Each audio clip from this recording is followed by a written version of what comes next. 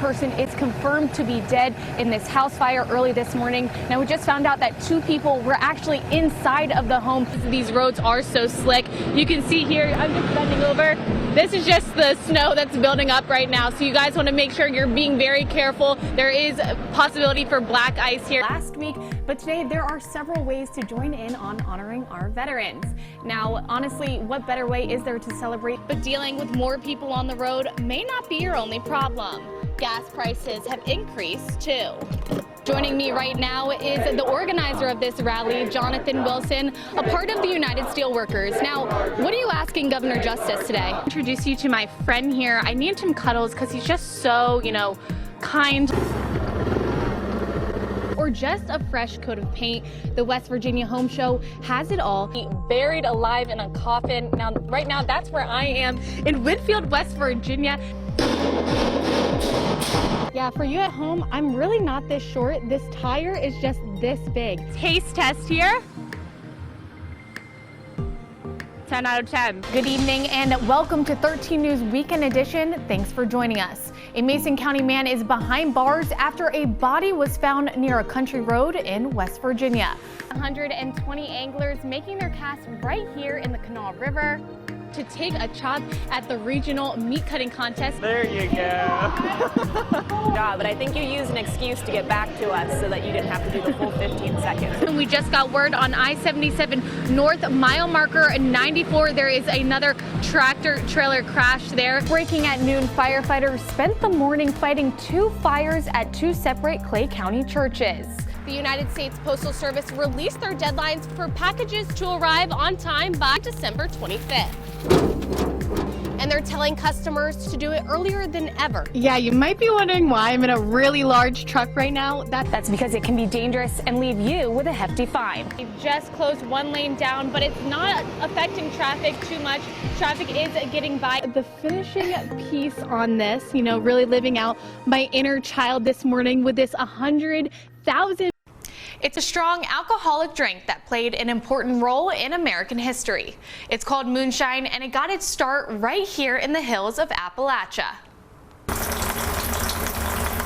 It is part of our history, and it's a legacy for me, and it's just a West Virginia thing. Moonshine, everybody thinks of moonshine, they think of, West Virginia. The homemade liquor got its name moonshine during the Prohibition era because it's often secretly made at night by the light of the moon. West Virginia's hills and hollers provided a space for these businesses to thrive, which is something the Freeman family is no stranger to. I got some family history. My great-grandfather went to prison for moonshine, and I knew it was in our family. So Dwayne and his family opened the Appalachian distillery in 2014, located in Ripley, West Virginia. People come in here and they say, well, we want the real stuff. Well, this is as real as it gets. Most backyard moonshiners make it out of sugar. We do it like they done 150 years ago. We cook the corn. It's a real sour mash. You're getting real moonshine here. It's the real deal. Which is definitely a labor of love. It takes pretty much all day long. You get about 8 hours, 8, 9 hours, somewhere right around there average. For one batch? For one batch. But orders for traditional Appalachian moonshine keep coming in. If we were bottling bigger bottles, we can do like 100 cases a day. That machine will do 100 an hour. They sell not only in all different states, but now globally. What do the Germans think about West Virginia moonshine? They love it. They love it.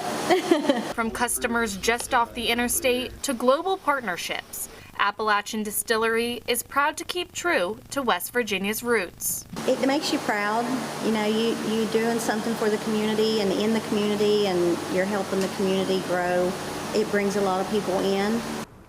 And the distillery offers more than just the historic drink. They also help out other local businesses by providing a tourist attraction to sell their goods. I'm Audrawlaskey, 13 News, working for you. This house behind me on 6th Street is now the 4th house on Charleston's west side to catch on fire, and it's all within a 24-hour span.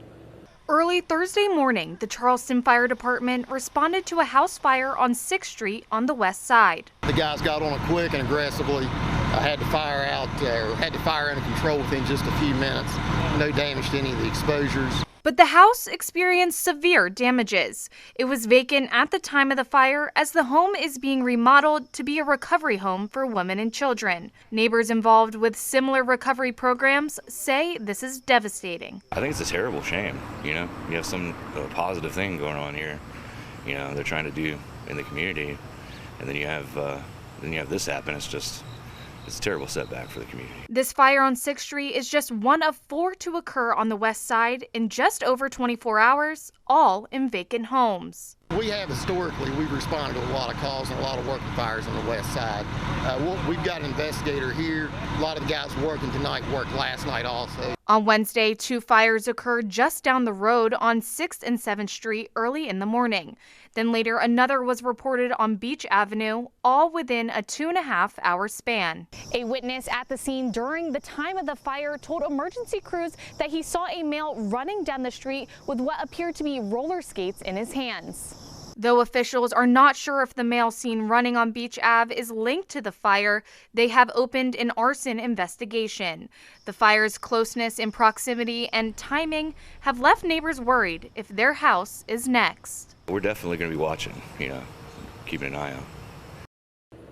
The Charleston Fire Department says they are speaking with investigators and hope to have an update soon.